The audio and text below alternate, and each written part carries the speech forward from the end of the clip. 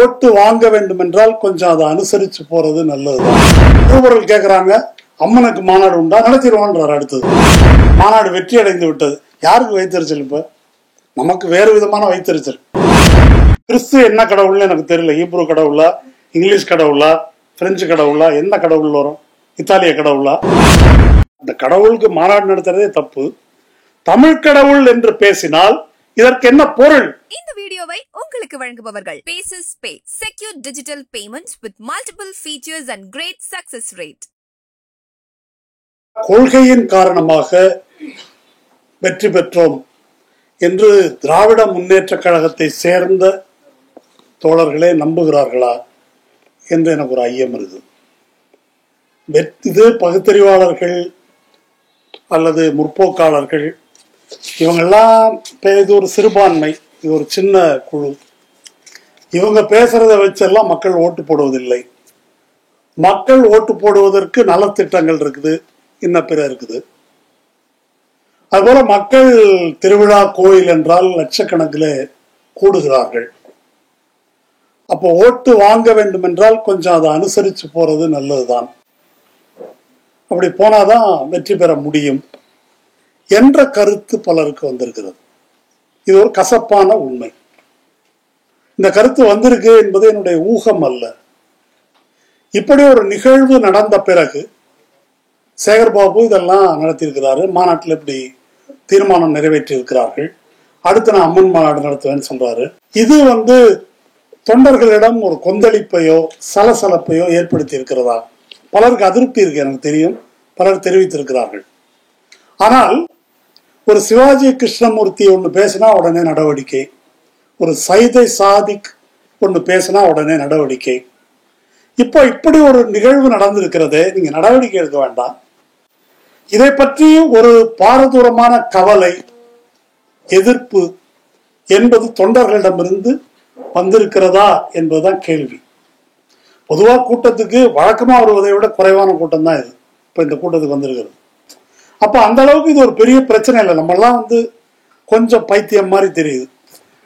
ஏதாவது தேவையில்லாம காலத்துக்கு போகாம கிரிஞ்சு அல்லது பூமர் ரகத்தை சேர்ந்தவர்கள், காலம் புரியாதவர்கள் அப்படின்ற மாதிரி இருக்குது. இப்படி ஒரு நிலைமை இருப்பது இது ஒரு யதார்த்தம். ஒரு மாநாடு நடக்கிறது என்று சொன்னால் ஒரு காமன் சென்ஸ் கேள்வி நான் கேட்கிறேன். ஒரு மாநாடு எதுக்குங்க நடத்துவோம்? ஒரு இடஒதுக்கீடு, அதை ஆதரித்து ஒரு மாநாடு. உள்ளொதுக்கீடு வேணும், அதுக்கு ஒரு மாநாடு. இல்ல ஒரு கோரிக்கை, அதற்கு ஒரு மாநாடு. இப்ப முருகனுக்கு மாநாடு எதுக்கு? எதற்காக? அறநிலைத்துறை நடத்தலாமா வேண்டாமா, அந்த பிரச்சனைக்கு அப்புறம் போவோம். ஒரு மாநாடு ஏன் நடத்த வேண்டி இருக்கிறது என்று அறநிலைத்துறை சொல்லி இருக்குதா? உலக முத்தமிழ் முருகன் மாநாடு, அனைத்துலக. அது IAS ஆபீசர் சந்திரமோகன் என்ன சொல்றாருன்னாக்கா, உலகம் முழுவதும் உள்ள பக்தர்களிடம் முருகனை கொண்டு போய் சேர்க்கிறதுக்கு, அதை ஆர்கனைஸ் பண்றதுக்கு பிஜேபி ஒரு அமைப்பு வச்சிருக்காங்க. அது பேர் விஸ்வ இந்து பரிஷத். விஸ்வன்னா உலகம், உலகம் முழுவதும் உள்ள இந்துக்களுக்கான பேரமைப்பு என்று அதற்கு பொருள். அப்ப உலகம் முழுவதும் உள்ள முருக பக்தர்களுக்கான பேரமைப்பை உருவாக்குறாங்களா? இதுதான் நோக்கமா மாநாட்டுக்கு? இதான் அறநிலைத்துறையுடைய வேலையா? அப்படி ஒரு கோரிக்கை வந்ததா? அந்த மாநாட்டில் ஒரு பேச்சாளர் பேசுகிறார், மரபின் மைந்தன் முத்தையான்னு ஒருத்தர். அமைச்சருக்கு ஒரு கோரிக்கை வைக்கிறேன். அடுத்ததாக மதுரையிலே சாத்தத்துக்கு ஒரு மாநாடு, பிள்ளையார்பட்டியிலே கானாபத்தியத்திற்கு ஒரு மாநாடு, சிதம்பரத்திலே சைவத்துக்கு ஒரு மாநாடு, அப்புறம் காஞ்சிபுரத்துல வரிசையா அடுக்கிறாரு. அதுக்கப்புறம் நிருபர்கள் கேட்கிறாங்க, அம்மனுக்கு மாநாடு உண்டா, நடத்திடுவான்றார். அடுத்தது அப்போ இது முருகன் மாநாடு பற்றிய பிரச்சனை மட்டும் இல்லை. இது அடுத்தடுத்து பல மாநாடுகள் வர இருக்கின்றன அப்படின்னு கோடி காட்டுகிறார். இப்படி நடத்துவது அவங்க அறநிலைத்துறை விளக்கம் சொல்லல, சேகர்பாபு விளக்கம் சொல்லல. அது பற்றி கூட்டணி கட்சிகள் விமர்சித்த போது சேகர்பாபு 2 பதில் சொன்னாரு. யாரோ எங்கேயோ பேசுறாங்க, ஒரு நல்ல நேரத்துல வெற்றிகரமா மாநாடு முடிஞ்சிருக்கிற நேரத்துல இதெல்லாம் எதுக்கு கிளறீங்க என்று பதில் சொல்லுகிறார். அப்புறம் வயிற்றெரிச்சலில் பேசுகிறார்கள், மாநாடு வெற்றி அடைந்து விட்டது. யாருக்கு வைத்தறிச்சல்? இப்ப நமக்கு வேறு விதமான வைத்தறிச்சல். ஆனா யாருக்கு வைத்தறிச்சல்? இந்த மாநாடு வெற்றி பெற்றதுல அப்படின்னு அவர் பதில் சொல்லியிருக்காரு. இப்ப கேள்வி, இப்படி அறநிலையத்துறை விளக்கம் சொல்லாத போது சமூக ஊடகங்கள்ல திராவிட முன்னேற்ற கழகத்தை சேர்ந்தவர்கள் அல்லது கொஞ்சம் பகுத்தறிவாளர்கள், திராவிட முன்னேற்ற கழகத்தை ஆதரிப்பவர்கள், இந்த மாதிரி கருத்து உள்ளவங்க, இது ஒரு புத்திசாலித்தனமான நடவடிக்கை, இந்துத்துவத்தை எதிர்கொள்வதற்கு பொருத்தமான ஒரு நடவடிக்கை, நீங்கெல்லாம் ஒரு சின்ன குழு சும்மா பேசிட்டு இருக்கிறீங்க, இதெல்லாம் மக்கள் மத்தியில எடுபடாது.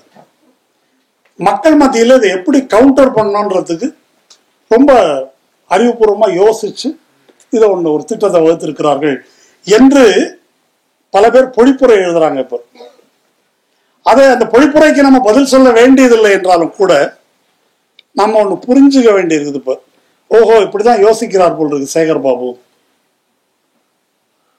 அப்போ ராமனுக்கு எதிராக முருகன் அப்படி நிறுத்தி பார்க்கிறார்களா?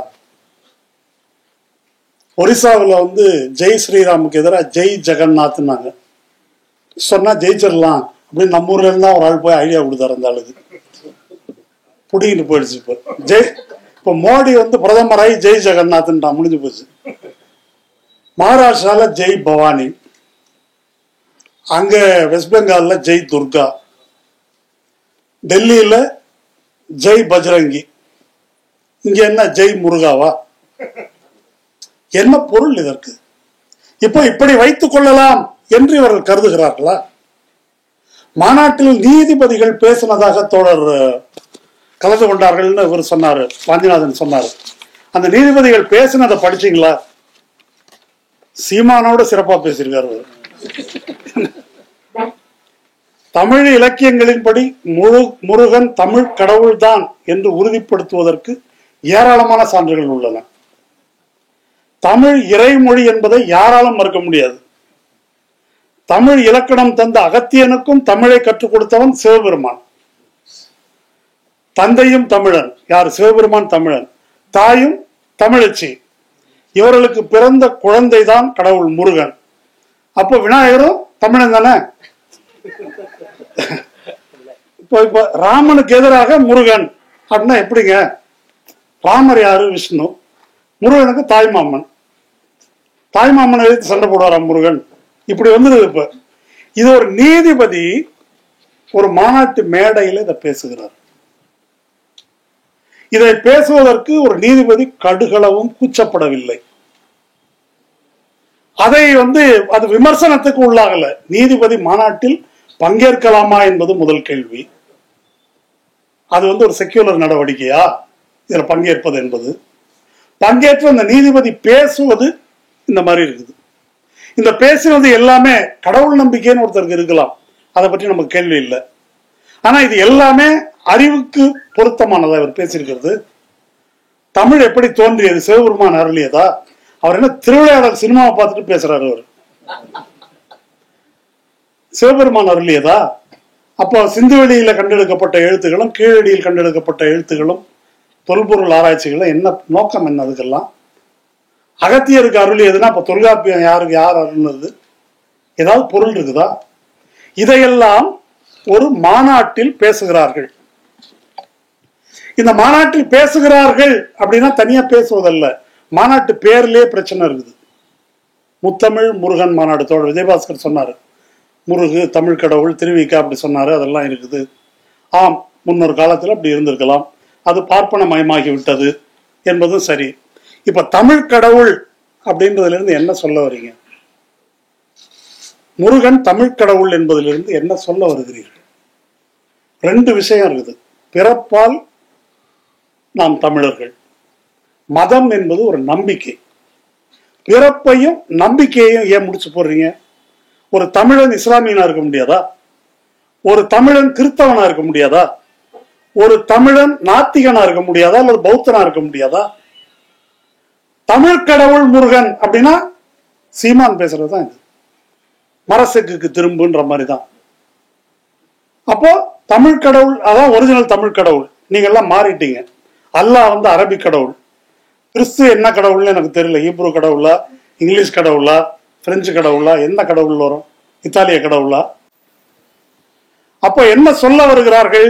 தமிழ் கடவுள் இந்த கடவுளுக்கு மாநாடு நடத்துறதே தப்பு. தமிழ் கடவுள் என்று பேசினால் இதற்கு என்ன பொருள்?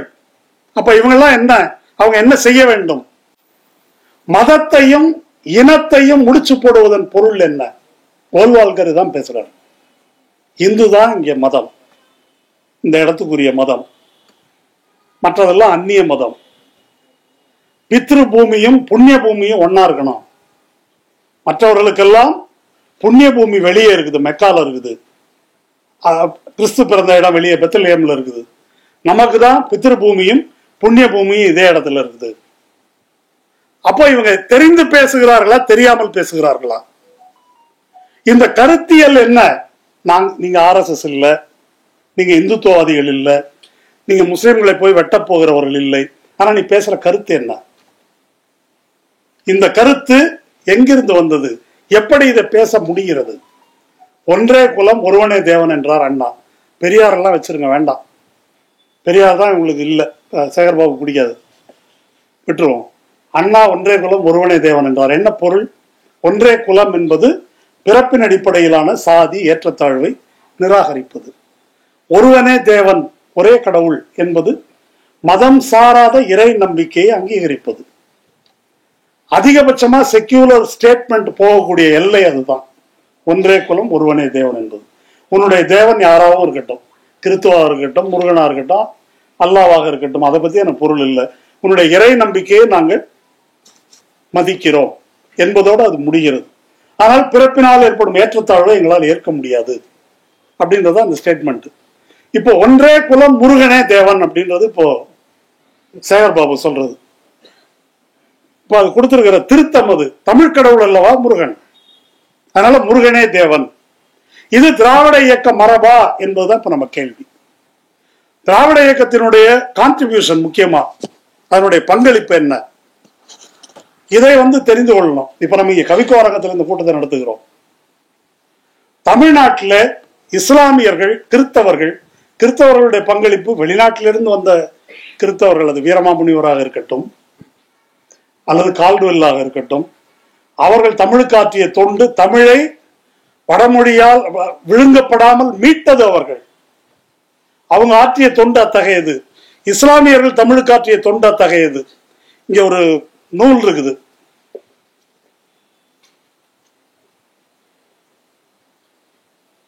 இந்த நூல் நேற்று தான் பார்த்தேன் நான். திராவிடியன் சாஹிப்ஸ் அண்ட் பிராமின் மௌலானாஸ் அப்படின்றது இந்த நூல்.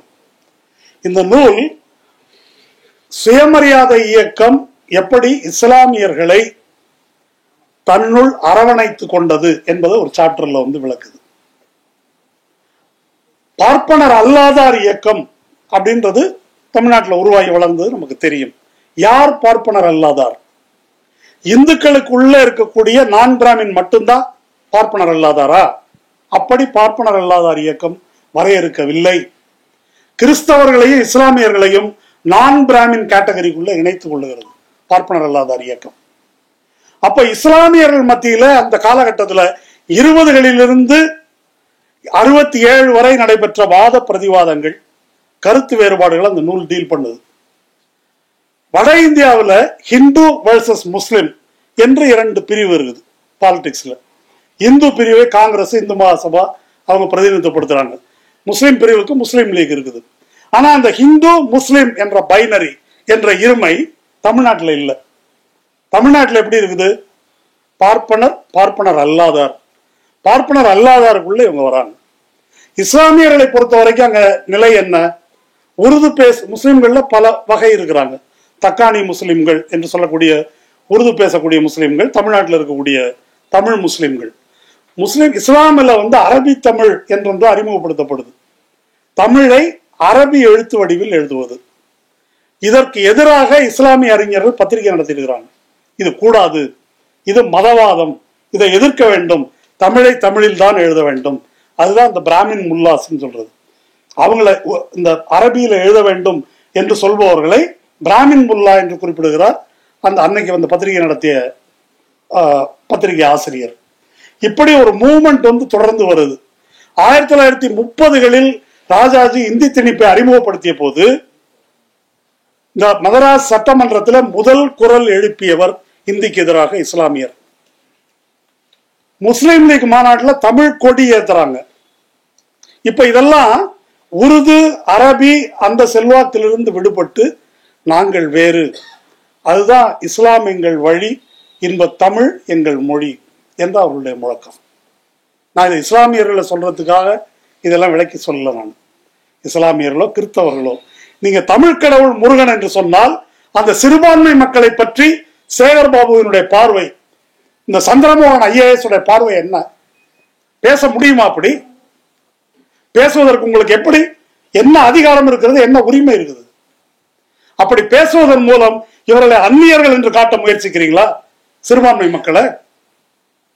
அப்படி சிந்திக்காத ஒரு மனிதன் இப்படி பேச முடியுமா தமிழ் கடவுள்னு? அப்ப ஒவ்வொரு மொழிக்கும் ஒரு கடவுள் தனியா இருக்குதா? நீ தமிழ் கடவுள் முருகன், அந்த நீதிபதி சொன்னாரு சிவபெருமான் தமிழன், போய் வடநாட்டுல சொல்லி ஒத்துக்கிறான பார்ப்போம். செருப்பாலே அடிப்பானுங்க, அங்க சிவ்ஜின்றாங்க. அப்ப நீ தமிழ் கடவுள் என்று சொல்வதன் பொருள் என்ன? இதை ஏதோ நம்ம பெருமைப்படுத்துவதா? இதை விட கேவலம் என்ன இருக்கிறது? இந்த இந்து மத புராண புரட்டுகளிலிருந்து விடுவித்த ஒரு திராவிட இயக்கம், பகுத்தறிவு இயக்கம் இருக்கக்கூடிய இடத்துல இங்கிருந்து இதை இவங்க கிளப்புறாங்க. இது RSS காரன் பேசுவது போல, இது பெரியார் மண் அல்ல பெரியாழ்வார் மண் அப்படின்ற மாதிரி அந்த உருட்டை இப்ப தொடங்குறாங்க. இவங்க அதை வேறு மொழியில பேசுகிறார்கள். அப்ப இது இந்த 21 சட்டமன்ற தேர்தல் நடைபெற்ற அறிவிப்பு வந்த போது இந்த ஜக்கி வாசுதேவ் இப்போ ஒரு பிரெயின் சர்ஜரியில படுத்திருக்காரு. ரொம்ப மூளை சிந்திச்சு இதாகி போச்சு போல இருக்கு, படுத்திருக்கிறாரு. அவர் கோயில் அடிமை நிறுத்து அப்படின்னு ஒரு கோயிலுக்குள்ள போய் ஆர்ப்பாட்டம் பண்ணாங்க. நமக்கு இடம் வள்ளுவர் கோட்டம் தான், அதை விட்டா ஒன்றும் கிடையாது. அவங்க ஒவ்வொரு கோயிலுக்குள்ள போய் ஆர்ப்பாட்டம் நடத்தினாங்க. அன்றைக்கு எடப்பாடி அரசு அதை கண்டுக்கல, ஒன்றும் தேர்தல் ஆணையமும் அதை பத்தி கேட்கல. என்ன விஷயம்னா கோயிலை எங்கள்கிட்ட கொடுத்துரு HRNCல இருந்து. இப்ப இன்னைக்கு இந்த மாநாட்டை டிஃபெண்ட் பண்ணி நியாயப்படுத்தி எழுதக்கூடிய சிலர் அவங்க அறநிலையத்துறையை கைப்பற்ற பாக்குறாங்க. அதனால ஒரு டாக்டிக்கல் மூவ்ங்க இது இந்த மாநாடு நடத்துறது. இந்துக்கள்கிட்ட போய் இது நாத்திக அரசு, இந்து விரோத அரசு இப்படி எல்லாம் பிரச்சாரம் பண்றதுனால நாம ஒரு தந்திரமா இதை அணுகணும். இப்படி அணுகுனா பக்தர்களுடைய ஆதரவு கிடைக்கும். அவனுடைய இது அர்ஜுன் சம்பத்தை பக்கத்துல உட்கார வச்சுட்டா இன்னும் ஆதரவு இன்னும் அதிகமா கிடைக்கும்ல. உட்கார வச்சு நாங்க இந்து அரசு தான் அப்படின்னு காட்டுறதுக்கு சேகர்பாபு முயற்சிக்கிறார். அவர் பெரிய புத்திசாலி என்று சித்தரிக்கிறார்கள். இப்ப கோயில் அடிமை நிறுத்து, கோயிலை விட்டு வெளியேறு என்று சொல்லிய பிஜேபி HRNC இந்த மாநாடு நடத்துவதை ஆதரிக்கிறது. இதான் வேடிக்கை. இப்ப விசிக விமர்சிக்கிறது, CPM விமர்சிக்கிறது, ஆசிரியர் விமர்சிக்கிறார், திராவிடர் கழகங்கள் விமர்சிக்கின்றன. சப்போர்ட்டுக்கு யார் வராங்க சேகர்பாபுவுக்கு? திருப்பதி நாராயணன். திருப்பதி நாராயணன் சப்போர்ட் நடத்துனதுக்கு ஆதரவு. இதுக்கு என்ன பொருள்? இப்ப அவங்க என்ன செய்யறாங்கன்னா, ஏற்கனவே HRNC ஏன் வேண்டாம்னு சொன்னாங்க, இப்படி HRNC இருந்தா நாங்க வரவேற்கிறோம்னு சொல்றாங்க. இது மாதிரி HRNC இருக்குமானால் எங்களுக்கு ஓகேன்றதுதான் அவங்க சொல்றது. அப்போ HRNCயை காப்பாற்றும் பொருட்டு நீங்கள் என்ன செய்கிறீர்கள் என்றால், இந்து மதத்தை ஸ்டேட் ரிலிஜனாக ஆக்குகிறீர்கள். அரசு மதம் என்பது போல இந்து மதத்தை ஆக்குகிறீர்கள். இதுதான் இது நடைமுறையில் நடந்திருக்கிறது. நீங்க அந்த மாநாட்டு வீடியோஸ் நான் பார்த்தேன். சேகர்பாபு ஒரு யாரோ நிகழ்ச்சி நடத்துறாரு, சாமியே ஐயப்போ ஐயப்போ சாமியே அப்படின்னு எல்லாரும் பாடுங்கன்றாரு. சேகர்பாபு பாடுறாரு கூட. பக்கத்துல அர்ஜுன் சம்பத் உட்கார்ந்துருக்காரு. அவர் ஐயப்ப பக்தரா இருக்கலாம், அவர் இப்ப இங்கே பாடிட்டு போட்டார், பத்தி நம்ம கவலை இல்லை. இது ஒரு மாநாடு. அந்த மாநாட்டுல காவியை கட்டிக்கிட்டு ஒரு பாதி சாமியார் மாதிரி தான் நடமாடுறாரு. அங்க உட்கார்ந்து இந்த பாட்டை பாடுறாரு. என்னுடைய கேள்வி, இன்னொரு கிறிஸ்தவ அமைச்சர் அவர் சிலுவையெல்லாம் தரித்து கொண்டு அல்லேலூயான்னு பண்ண ஒத்துக்குவீங்களா நீங்கன்னு எனக்கு தெரியல. ஒண்ணு, இஸ்லாமிய மதத்தை சேர்ந்த ஒரு அமைச்சர் அது போல நடந்து கொண்டால் இந்த பொது புத்தி மீடியா இவங்க அதை எப்படி பார்ப்பார்கள்? அல்லது ஆராசவை போன்ற நாத்திகர்கள் கருப்பு சட்டையை போட்டு உட்காந்து கடவுள் இல்லை நம்புகிறவன் காட்டு மிராண்டின்னு ஆரம்பிச்சாக்கா அதை பத்தி அவர்கள் என்ன சொல்வார்கள்? உதயநிதி பேசிய போது என்ன சொன்னார்கள்? உதயநிதி ஸ்டாலின் சனாதன ஒழிப்பு பற்றி பேசிய போது ஸ்டேட்டுக்கு ஸ்டேட் கேஸ் போட்டிருக்கிறாங்க. எவ்வளவு கண்டனங்கள் வந்தது. ஆனால் சேகர் பாபு இப்படி நடந்து கொள்ளுகிறாரே, அது மதத்தை புண்படுத்தியது என்று பேசியவர்கள், திரித்து பேசியவர்கள், ஒரு அமைச்சர் இதை செய்யலாமா என்று பேசவில்லை. இப்ப மோடி கோயில் கோயிலா போறாரு, அவரே முன்னால உட்காந்து புரோகிதனோட இது பண்றாரு. இதெல்லாம் நம்ம பார்த்துட்டு இருக்கிறோம். கிட்டத்தட்ட அந்த ரேஞ்சுக்கு சேகர் பாபு இதை நகர்த்தி கொண்டு செல்கிறார். அப்போ பொதுவில் இப்ப கிட்டத்தட்ட இதெல்லாம் ஒரு அங்கீகரிக்கப்பட்ட விஷயங்கள் போல மக்களுடைய பொது புத்தியில் படிந்து கொண்டு வருகிறது. இதுதான் நான் இன்னைக்கு பேச நான் விரும்புகின்ற முக்கியமான விஷயம். இந்த வீடியோ உங்களுக்கு பிடிச்சிருந்தா லைக் பண்ணுங்க, ஷேர் பண்ணுங்க, கமெண்ட் பண்ணுங்க. மறக்காம OH தமிழ் சேனலுக்கு சப்ஸ்கிரைப் பண்ணுங்க.